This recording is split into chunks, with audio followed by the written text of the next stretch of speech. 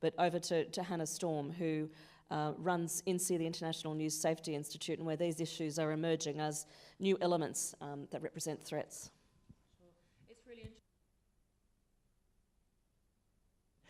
It's really interesting. We've been having conversations over the past few years since I started work at INSI in 2010. And originally, the kind of traditional notion of safety was very much the kind of the man going, and it usually was a man, going out to a war zone with his flak jacket. So he had the physical kind of robust resilience already there for him. I think in about 5 years ago, it was around about the time that Lara Logan was attacked in Tahrir Square. Some of you may be aware of that. I became much more aware of the way that the physical safety can kind of drift over into an online assault.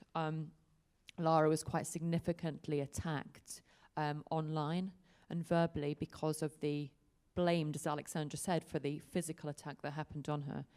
So we started doing a bit of work into looking into that area, and fast forward to today, it's one of the most significant areas of safety concern that we have as an organisation that deals predominantly with journalism safety, because it's so prevalent. This notion of online abuse and harassment, and as Lan had said, you're only ever one story away from being it, from being tagged, from being tormented, from being traumatized potentially, because actually the whole drip that we've heard can potentially become hugely traumatic. I just want to talk very briefly about a piece of work that we did at the International News Safety Institute about 4 years ago. It's called this. It's got a very long title, so I won't bore you with the title, but effectively it's a study into violence and harassment against women journalists. Sorry, I did bore you with the title there. But basically one of the key things that comes out there, bit of a kind of headline, 1 in 3 female journalists have experienced some kind of harassment in their lives, so connected to their work. A lot of that was physical. A lot of that moved over to the sexual sphere. A lot of that, and this was 2013, 2014, so we were kind of at the early days of trying to understand the prevalence of online harassment and abuse.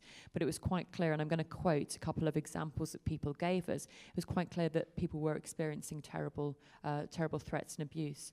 So here's a lady from the United States, and I'm quoting her, for the nearly 5 years I worked as a technology journalist at a magazine, I was constantly criticized online. Often this had nothing to do with the content of my articles. I was called a whore for writing a negative article about Apple. People searched me online to come up with embarrassing information and posted it beneath my articles, and people often made belittling or sexist jokes as comments. The conventional wisdom to ignore comment sections did not apply because my bosses required me to look at and respond to comments. And that to me is really interesting because in the last couple of years, obviously we've seen management kind of get and understand a bit more how to broach the subject. But I'm still finding and having conversations with journalists around the world, ranging from India to New Zealand to Congo to Russia to Argentina, female journalists around the world who are dealing with this. They don't all have the backing of great organizations like The Guardian and CNN, so they don't know how to respond or not to respond, how to deal with it. And the interesting thing for me is, yes, we have brave journalists like Alexandra talking about her extraordinarily horrific experience. And we have journalists like Blanard kind of putting herself down and saying, I haven't really experienced much at all. But I mean, that to me is the fact that we, and I myself, have experienced some.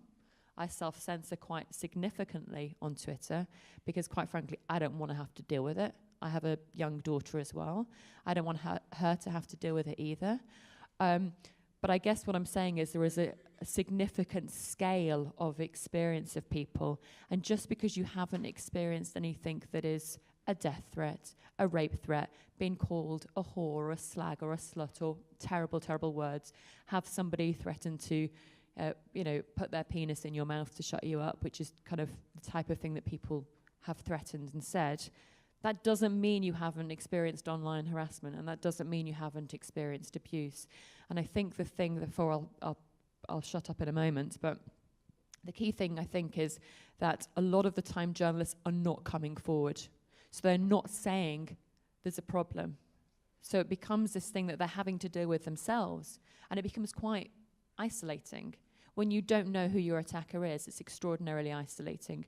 When you're living with that drip, you're constantly kind of, as Alexandra said, you've got this echo of these words in your head all the time. And the particularly potent thing with Twitter, I think, and with Facebook and with social media is the second you wake up in the morning. you're very, very vulnerable. Who doesn't turn on their phone as a journalist? All of a sudden, you've got this abuse in your face, on your phone at 6 o'clock in the morning, and you don't have that emotional flak jacket. You haven't got the physical flak jacket. You're not necessarily prepared. I will just stop just by finally saying I am really concerned as to how, as a society, we are going to try and support younger female journalists coming into our industry when they are faced with the potential onslaught of abuse and harassment, which will turn them away from something. Media reflects society, and society is reflected by media. Without those kind of voices, we can't have an adequate reflection of what's going on in the world, and that is an extraordinary challenge, I think, for us to deal with in the next few years.